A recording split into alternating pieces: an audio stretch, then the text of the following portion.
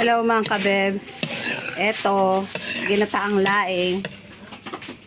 Oy, luluto pa ng konti niyan kasi kulang pa. Pakaluto-luto ko para hindi siya makate. Kasi yung iba kasi, dahil nga ito fresh na fresh, pinitas pa sa mismong halaman, makati kasi, makati raw. Pero ako hindi naman. Kasi ginagawa ko, ang sikreto ko dito, pakaluto-luto ko. Ay hindi siya makate. Tapos linagyan maraming sili, maraming gata. Linagyan ko nga rin pala ng 1/4 na laman para may lasa. Tapos kuno may dyan na gata. Para tignan nyo, naglalangis-langis na. Pero kulang pa na luto ito. Kadami kanina ito. 3 kilo itong laing na to. Ngayon dahil napanat na, wala na. Oh.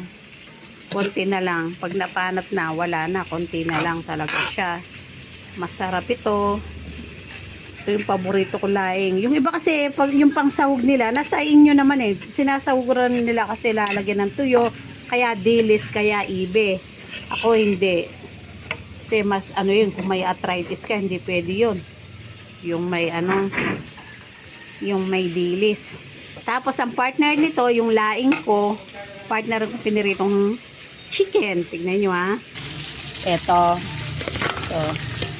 Kalating kilo lang pala yung chicken. Sige, isa-isa kami. Ayan. Ilagyan ko ng harina. Pagka binalutan ko, dinalagay ko nga pala sa plastic. Dito para mas lalo yung kain.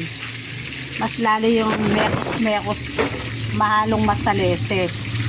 Pagka kinaikikaya mismo plastic. Kasi minsan yung mga iba sa sa plato. Pero ako hindi, ayaw ko. Kasi mas ko dito sa plastic. Namimix ko ng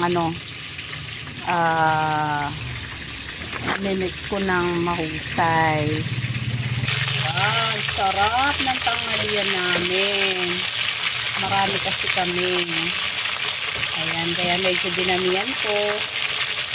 Kalmusal lang namin, gumawa rin ako ng konting lomi. Ito na lang nga yung tira. Ito yung almusal namin kanina.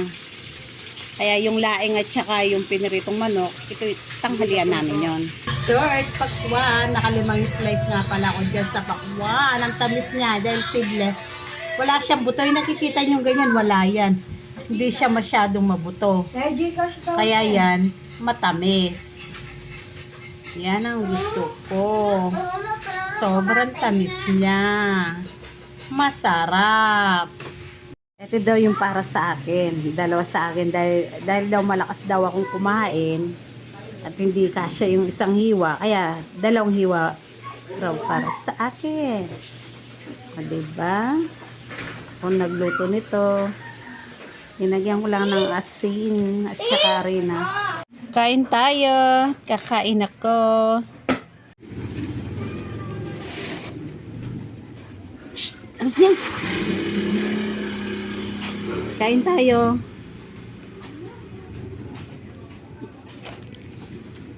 Bye bye. Thank you for watching. Don't forget to like, comment, and mag-subscribe. Pindutin yung notification bell. Bye bye.